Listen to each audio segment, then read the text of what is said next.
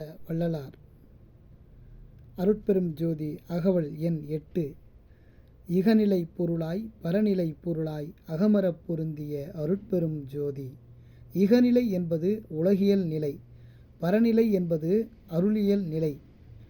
மண், நீர், நெருப்பு, காற்று, ஆகாயம் ஆகிய பஞ்சபூதங்கள் மட்டுமின்றி இந்த உலகில் கண்ணுக்கு ஜடப்பொருளுமாகிய மேலும் உயிருள்ள அனைத்து ஜீவர்களும் ஆகிய அந்த ஜீவர்களுக்கு இன்ப துன்பங்களை அளிக்கும் பொருள்கள் அனைத்தையும் அருளியல் வாழ்வை மேற்கொண்டோர் அனுபவிக்கின்ற பேரறிவை அடைதல், காணாத காட்சி காணுதல்,